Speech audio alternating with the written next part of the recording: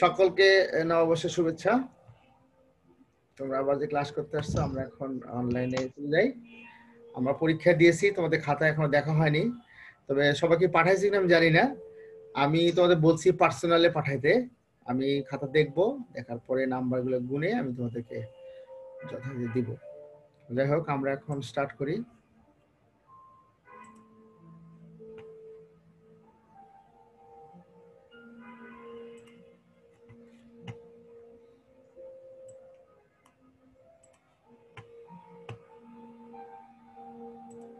দেখতে পাচ্ছ তোমরা? জি স্যার।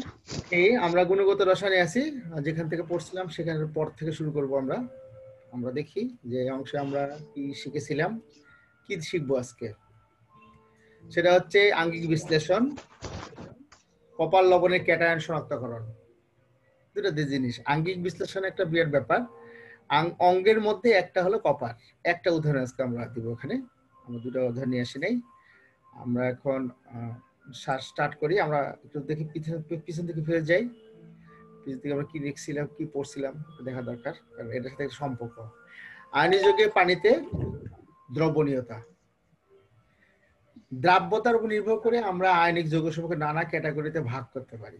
যেমন সোডিয়াম ক্লোরাইড হলো পানিতে দ্রবণীয়, লিথিয়াম ক্লোরাইড বলতে পানিতে অদ্রবণীয়, এবং ক্যালসিয়াম হাইড্রোক্সাইড পানিতে সম্পূর্ণভাবে অদ্রবণীয়।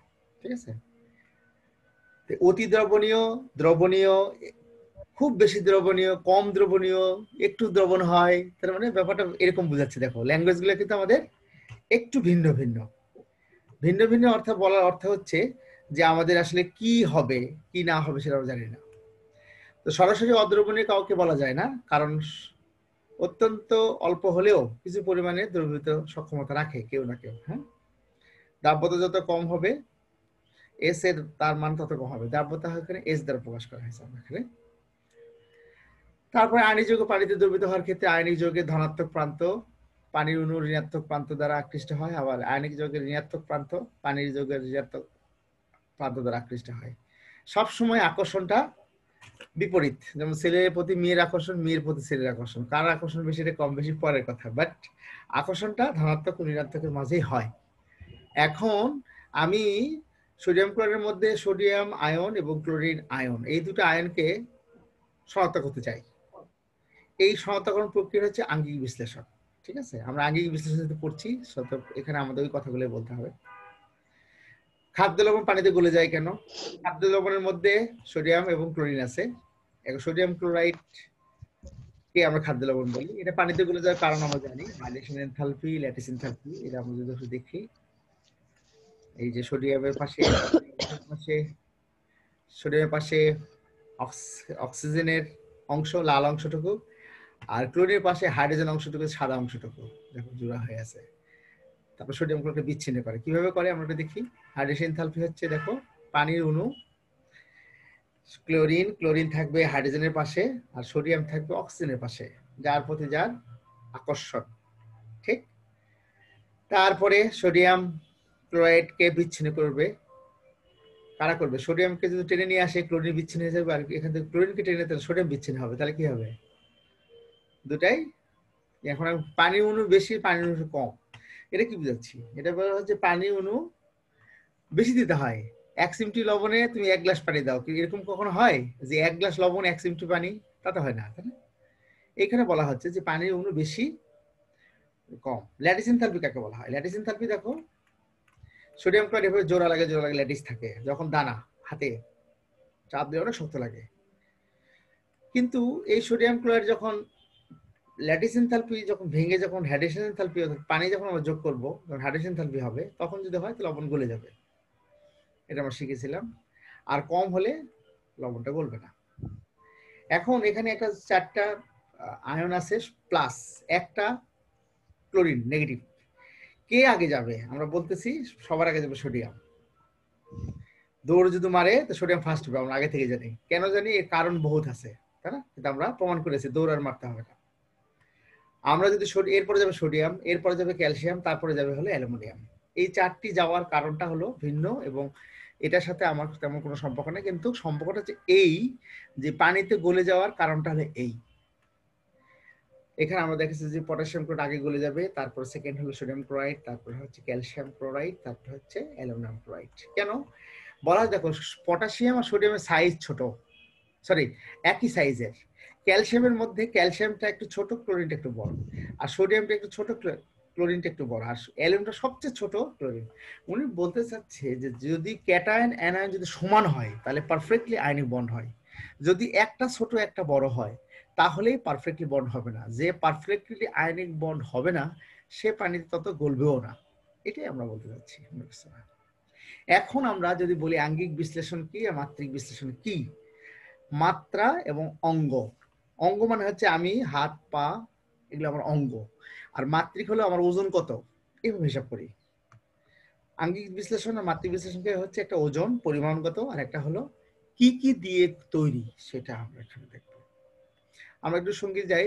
রাসায়নিক বিশ্লেষণের প্রকারভেদ হচ্ছে দুই প্রকার, সমগ্র প্রকৃতিতে দুই প্রকার হচ্ছে বিভক্ত, একটা হলো আঙ্গিক আর একটা হলো মাত্রিক। যে এই দুটো হোক, এই দুটো মাপলে আর কিছু থাকে না, তোমার সবকিছু আছে, হাত পা সব দেখলাম, তারপরে দেখলাম তোর ওজন কত, শেষ। এরপরে আর ডাক্তার কিছু তোমাকে জিজ্ঞাসা করবে না। আঙ্গিক বিশ্লেষণ কাকে বলা হয়? যে বিশ্লেষণের প্রকৃতি কোনো রাসায়নিক পদার্থের অথবা এদের প্রকৃতি বিশ্লেষণের মূল উপাদান বা জৈব যৌগের মূলক সময়ের উপস্থিতি রাসায়নিক বিক্রিয়ার সাহায্যে বিশেষ বর্ণযুক্ত যৌগের দ্রবণ অথবা অদক্ষেপ সৃষ্টির মাধ্যমে সহায়তা করা সম্ভব। শনাক্ত করার বহু রাস্তা, বহু পথ আছে, কিন্তু আমাদের কাছে যন্ত্র আছে শুধুমাত্র কেমিক্যাল আর চোখ, তাই বলে কি আমরা বিশ্লেষণ করতে পারবো না? যে কারণে আমাদের দুটা জিনিস দিয়েই আমরা প্রথমে, আমরা যখন এইচএসসি পরীক্ষা দেব তখন এই পরীক্ষার মাধ্যমে আমরা এই দুটা জিনিস দিয়েই দেখবো যে এটা আসলে কি দিয়ে তৈরি। একটা হচ্ছে বর্ণযুক্ত যৌগের দ্রবণ আর একটা হচ্ছে অদক্ষেপ সৃষ্টি। এই দুটো জিনিস দেখলেই আমরা বুঝতে পারবো। আমরা নিয়ম কারণ জানি যে এটা হলে এই হবে, এটা হলে এই হবে, সেই জিনিসটা দেখেই আমরা শনাক্ত করবো। এটাই আমরা এখানে বলতে চাচ্ছি।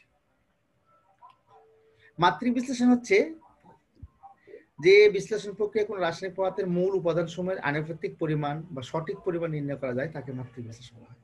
এখন সোডিয়াম ক্লোরাইড, তাহলে একটা সোডিয়াম একটা ক্লোরিন, কিন্তু ক্যালসিয়াম ক্লোরাইড হলে একটা ক্যালসিয়াম দুটা ক্লোরাইড। তাহলে আমি কিভাবে বুঝবো যে সোডিয়ামের মধ্যে দুটা ক্লোরিন ছিল? তাহলে আমরা হিসাব করে দেখছি যে সোডিয়াম যা ক্যালসিয়াম যা আছে ক্লোরিন তার ডাবল আছে, তাহলে কি হবে, ক্যালসিয়াম ডাবল হয়ে গেছে।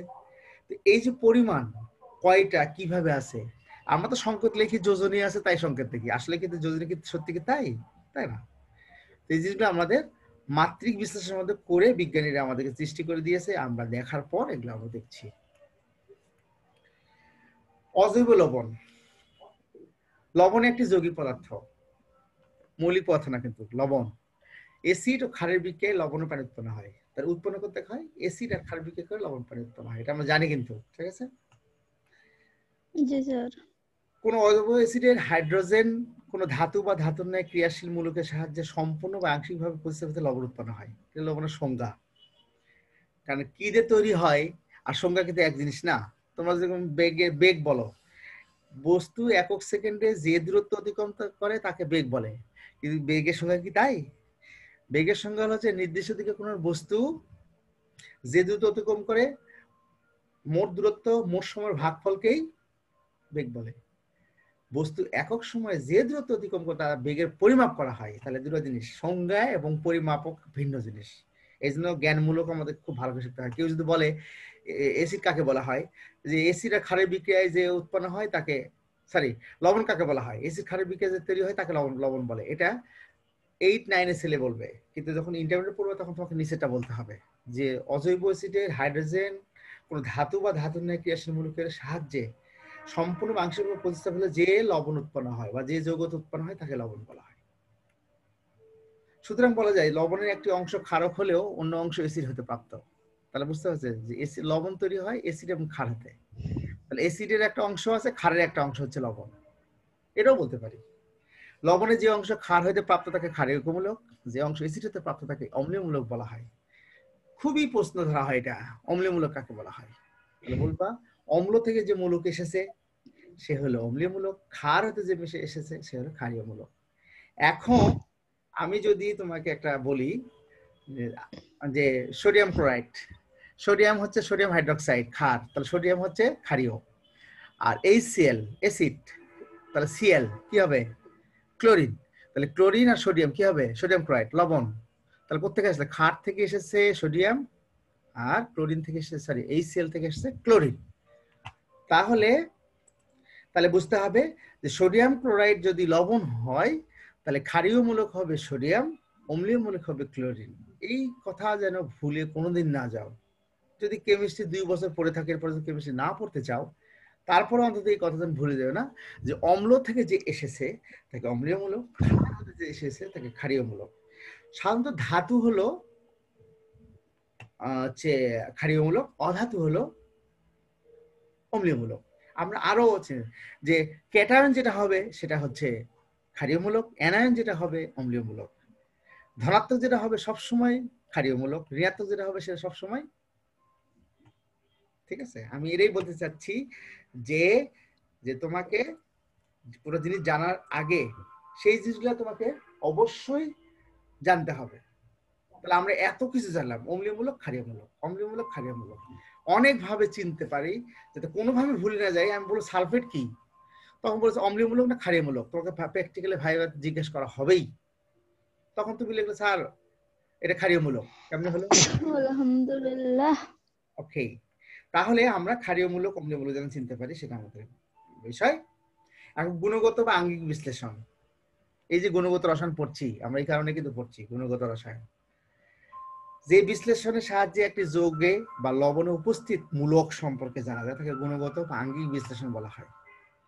অজৈব লবণ শনাক্তকরণের জন্য আঙ্গিক বিশ্লেষণ প্রণালী ব্যবহৃত হয়। আঙ্গিক বিশ্লেষণের একটি লবণে কি কি মূলক উপস্থিত তা জানা যায়। আঙ্গিক বিশ্লেষণ দুই ভাগে বিভক্ত।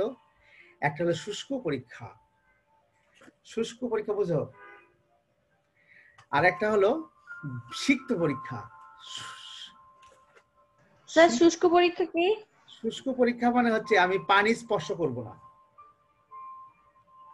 ঠিক আছে? শুষ্ক পরীক্ষা হচ্ছে পানি স্পর্শ করবো না, আর সিক্ত পরীক্ষা মানে হচ্ছে পানিতে ভিজাবো। তাহলে দুটা দুই জিনিস। তাহলে এখন শুষ্ক হচ্ছে অজানা নমুনা লবণে লইয়া সরাসরি পরীক্ষা করাকে, অর্থাৎ নমুনা লবণের শুষ্ক অবস্থায় তাপ প্রয়োগ করে কিংবা বিকারকের সাহায্যে ঘটিয়ে শনাক্ত করা হচ্ছে শুষ্ক পরীক্ষা। আমি পানির মধ্যে দিলাম না, শুষ্ক পরীক্ষার সাহায্যে লবণ উপস্থিত মূলকের সম্পর্কে ধারণা পাওয়া গেলেও নিশ্চিত হওয়া যায় না। তোমার কাছে একটা জিনিস দিলাম, তোমাকে দিয়ে বললাম এটা কি লবণ, তোমাকে সোডিয়াম ক্লোরাইড দিই, সোডিয়াম সালফেট দিই, তোমার ধরার ক্ষমতা নেই যে কোনটা সোডিয়াম ক্লোরাইড কোনটা সোডিয়াম সালফেট। এখন তুমি মোটামুটি সাসপেক্ট করতে পারো যে কোনটা। এখন যদি মনে করো তুমি মুখে দিবে না, কারণ মুখে দিলে কি মুখে তো বিষ। সোডিয়াম ক্লোরাইড ছাড়া আমরা কোনো লবণই খাই না, ঠিক আছে? যেহেতু সোডিয়াম ছাড়া কোনো লবণ আমরা খাই না, যখন যে কোনো লবণ কিন্তু বিষ, তাহলে আমরা কোনো লবণ মুখে দিতে পারবো না। মুখে দিলে কিন্তু কি হলো, সেটা সিক্ত পরীক্ষা। কারণ মুখে কি আছে, মুখে আমাদের সবসময় পানি থাকে এবং পানি দিয়ে আমরা স্বাদ বের করি, ঠিক আছে? সিক্ত পরীক্ষা হচ্ছে অজানা নমুনাকে লবণ দিয়ে পরীক্ষা করার পদ্ধতি। সিক্ত পরীক্ষা, সিক্ত পরীক্ষার সাহায্যে উপস্থিত মূলকের সম্পর্কে নিশ্চিত হওয়া যায় এবং স্থির সিদ্ধান্তে পৌঁছা যায়। তার মানে আমরা শুষ্ক পরীক্ষা করি জাস্ট কথার কথা, অনেক সময় প্র্যাকটিক্যাল আমরা করি না শুষ্ক পরীক্ষা, কিন্তু আমাদের জানতে হবে দুটাই। কারণ শুষ্ক পরীক্ষা তোমার কাছে পানি নাই, কিচ্ছু নাই, তাই বলে কি পরীক্ষা করতে পারবো না?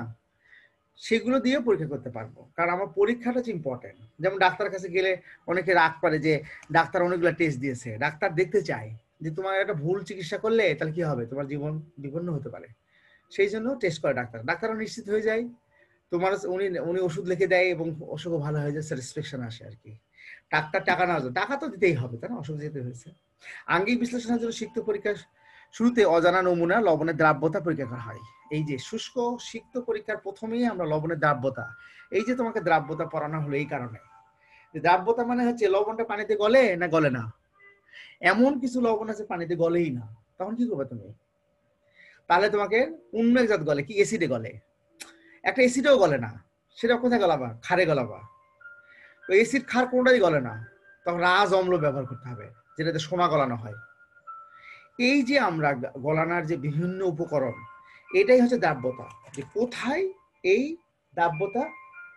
দ্রাব্যতাটা পাওয়া যায়, ঠিক আছে? সেটাই আমাদের এখানে দেখার বিষয়। তাহলে আমরা এই সব লবণের ক্ষেত্রে, যেমন দেখো এসব কি মূলক, এগুলো ক্ষারীয় মূলক, এই ক্ষারীয় মূলকগুলো আমরা টেস্ট করতে পারি, কিন্তু আমাদের লাল দাগ যেগুলো আছে সেগুলো আমাদের সিলেবাস। আমরা lead, copper, iron 2+, iron 3+, aluminium 3+, nickel 2+, zinc 2+, calcium, sodium এবং অ্যামোনিয়াম। এই লবণগুলো মেনলি তোমাদের দেওয়া হয় পরীক্ষাতে, এবং এই লবণগুলো আমরা দিয়ে আমরা পরীক্ষা নেই, এবং তোমার জানা থাকলো কিন্তু তুমি এর মধ্যেই খুঁজে পাবে না আসলে কোনটা তোমাকে দেওয়া হয়েছে। তোমাকে সম্পূর্ণভাবে অজানা ভাবে তোমাকে জিনিসটা বলতে হবে, যেটা জানার কোনো গল্প নেই। এখন পর্যায় সারণী একটা গ্রুপ আছে, এইখানে একটা গ্রুপ আছে। পর্যায় সারণী গ্রুপটা হচ্ছে ইলেকট্রন বিন্যাসের উপর ভিত্তি করে, আর এখানে যে গ্রুপটা আছে সেটা হচ্ছে গ্রুপ করা হয়েছে বিভিন্ন বিকারক দিয়ে। বিকারক, গ্রুপ বিকারক, তার মানে কি গ্রুপ বিকারক দিয়ে যদি গ্রুপকে আলাদা করে, দেখো আমি একটা গ্রুপ 1-এ লবণ আছে 3টা, আমি গ্রুপের 1 নম্বর জিনিস দিয়ে আমি 3টি লবণকে শনাক্ত করতে পারি। গ্রুপের 2 দেখো কতগুলো, 1 2 3 4 5 6 7 8 9, 9টা লবণ। এই যে 9টা লবণের ক্যাটায়নকে শনাক্ত করতে পারছি গ্রুপে সামান্য HCl আর হাইড্রোজেন সালফাইড অথবা থায়োঅ্যাসিডামাইড দিয়ে। যদি 3 নম্বর গ্রুপ আছে, 3 নম্বর গ্রুপ দেখো aluminium, iron 2+, iron 3+, aluminium, chromium, আরো কিছু লবণ আছে, সেগুলো দিয়ে আমরা শনাক্ত করতে পারি। এবং গ্রুপ 3B আবার আছে, সেখানেও জিঙ্ক আছে, কোবাল্ট, নিকেল, ম্যাঙ্গানিজ। এই যে গ্রুপ করা হয়েছে, যে তুমি যদি গ্রুপ বিকারক বলা হয়, তুমি প্রথমেই একটা লবণ দিয়ে, সাপোজ মনে করো প্রথমটা দিয়েছো 3B, এই বিকারক দিয়ে লবণের মধ্যে যখন দিছে তখন হাইড্রোক্সাইড সাদা অদক্ষেপ হয়েছে, দেখো অদক্ষেপ লবণ সৃষ্টি হয়েছে। তখন তো ধারণা হয়ে যাবে যে এর মধ্যে আয়রন হোক, তারপরে আয়রন 2+ হোক, অ্যালুমিনিয়াম হোক, ক্রোমিয়াম হোক, এই লবণগুলো থাকতে পারে, অথবা জিঙ্ক হোক, কোবাল্ট হোক, নিকেল হোক, ম্যাঙ্গানিজ হোক থাকতে পারে। তাহলে তোমাকে আর অন্য কোনো লবণ খুঁজতে হবে না, এই 4টার মধ্যে তখন কনফার্ম হয়ে গেল। তুমি আগে যে কোনো জিনিস যদি খুঁজতে যাওয়া হয়, আগে 10টা খুঁজতে হয়, 10টা খোঁজার পর তুমি 2টা পাইলা, তারপর 2টা পাওয়ার পরে ওখান থেকে হিসাব করবে যে কোনটা তোমার জন্য সুইটেবল। এটাই হচ্ছে শনাক্তকরণ। আমরা রাস্তায় যদি যাই, কোন রাস্তায় আমি যাবো, 3টা রাস্তার মোড় আছে, তাহলে আমাকে ওখানে চিহ্নিতে হবে যে কিভাবে যাবো। আগে তো গেলাম পশ্চিম দিকে, তারপরে যাবে 4 মাথা, তারপর 4 মাথা যে হিসাব করবো যে কোন দিকে যাবো আমি, তাই না? এই হচ্ছে গ্রুপ বিকারক। ক্ষারীয় মূলকের শ্রেণী বা গ্রুপ ভিত্তিকরণ হচ্ছে দাব্যতার উপর ভিত্তি করা হয়।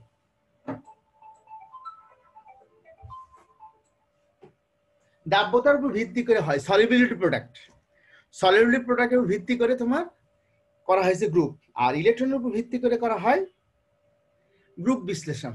ঠিক আছে, এই বলছে দেখো, এই বলছে হয় বিশ্লেষণে এই গ্রুপ আর পর্যালোচনী গ্রুপ, এই দুই গ্রুপে এক নয়, তোমাকে সবসময় মনে রাখতে হবে। এটা কিন্তু আমরা অনেক সময় ভুল করে ফেলি, যে এই গ্রুপ আর সেই গ্রুপ কিন্তু এক নয়, গ্রুপটা আমাদের সম্পূর্ণটাই ভিন্ন। লবণের সম্পৃক্ত লবণের 2টি আয়ন, ধনাত্মক আয়ন ও ঋণাত্মক আয়ন, এদের ঘনমাত্রার গুণফলের একটি সুনির্দিষ্ট মান আছে। এই নির্দিষ্ট মান বা ধ্রুবকে বলা হয় দাব্যতা গুণফল। আমরা কিন্তু দাব্যতা গুণফল অলরেডি পড়ে ফেলছি। এখানে যে লবণটা আছে দাব্যতা গুণফল, এখন দ্রবণ গলবে কি করবে আমরা বলছি, যে কোনো লবণের দ্রবণে যখন আয়নিক গুণফল, লবণের দ্রবণে আয়নদের মাত্রা গুণফল বা দাব্যতা গুণফল অতিক্রম করে, তখনই লবণ অধিক্ষিপ্ত হয়। এটা কিন্তু আমরা বারবার তোমাদের বলা হয়েছে এবং লাস্ট ক্লাসে অঙ্ক করানো হয়েছে, যে আয়নিক গুণফল থেকে যদি দাব্যতার গুণফল যদি বেশি হয়, তাহলে ওই লবণ পানিতে গলবে, আদারওয়াইজ এটা গলবে না। তাহলে আমরা সেটাও এখানে টেস্ট করতে পারি। তার উপর ভিত্তি করে কোনটা, ওই যে বললাম যে সোডিয়াম আগে যাবে না পটাশিয়াম আগে যাবে না ক্লোরিন যাবে না অ্যালুমিনিয়াম যাবে, সেটা কিন্তু ডিপেন্ড করে এই দাব্যতা গুণফলের উপরে। যার মান যত বেশি আয়নিক গুণফল, সে তত দ্রবণীয়, যার মান কমতে থাকবে সে কম দ্রবণীয় হবে। এই জন্য 80,000 লবণ আছে, এই 80,000 লবণ আমাদেরকে এইভাবে আমরা গ্রুপ বিশ্লেষণ করে এর মধ্যে আনতে পারি।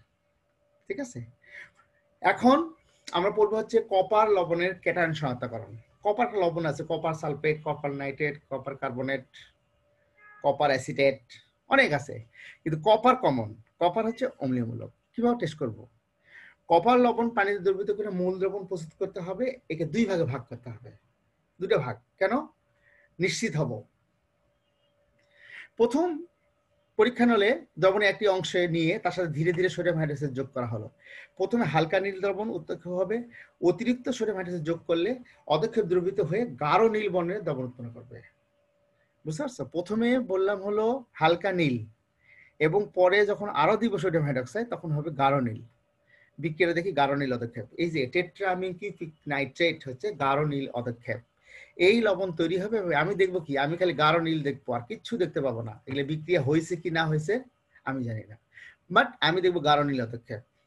এই দেখা সত্য সত্য মোটামুটি ধারণা করবো যে এটা কপার হতে পারে প্রথম। মানে এরকম কথা বলবো। পরে আমি আরেকটা বিক্রিয়া করাবো, আরেকটা অংশ, তখন অপর অংশ নিয়ে তাতে পটাশিয়াম ফেরোসায়ানাইড যোগ করলে কিউপিক ফেরোসায়ানাইড লালচে বাদামি বর্ণের অধক্ষেপ পাওয়া যাবে। এই দুটি বর্ণ আমাকে নিশ্চিতভাবে বলে দিবে যে এই লবণের মধ্যে কপার ছিল, এবং আমি এটা প্র্যাকটিক্যালি করে দেখাতে হবে, তখন আমি বলতে পারবো দিস ইজ কপার। এইভাবে আমরা মোটামুটি সবগুলা আমরা শিখব। আমরা পরে যখন এরপরে আমরা তো শুধু আজকে একটা মাত্র তোমাদের কাছে দেখালাম, আমাকে অনেক আছে, এগুলো আমাদের অনেকগুলো লবণ আছে প্র্যাকটিক্যালি, এগুলো আমি তোমাদের প্র্যাকটিক্যাল ক্লাসও নিব, এবং আমি তোমাদের চেষ্টা করব যে এটা তোমার থিওরিটিক্যাল ক্লাসে তো আমরা যে এখন নিচ্ছি, এবার প্র্যাকটিক্যাল ক্লাসেও কিন্তু আমরা এগুলো আলোচনা করব, এবং প্র্যাকটিক্যাল করাও লাগবে। আমরা প্র্যাকটিক্যাল করার আগে আমাদেরকে এগুলো জানতে হবে। প্র্যাকটিক্যাল পড়াশোনা না করে কোনোদিন প্র্যাকটিক্যাল করতে যাওয়াটা ঠিক না, কারণ তাহলে আমাদের হান্নান আছে যে দোতলায় থাকে পিয়ন, তার আর তোমার মধ্যে পার্থক্য নাই, কারণ ও লেখাপড়া জানে না কিন্তু প্র্যাকটিক্যাল সব জানে। আর তুমি দুটাই জানবা, তুমি প্র্যাকটিক্যালও জানবা এবং পড়াশোনা জানবা যে কার মধ্যে কি দিলে হয়।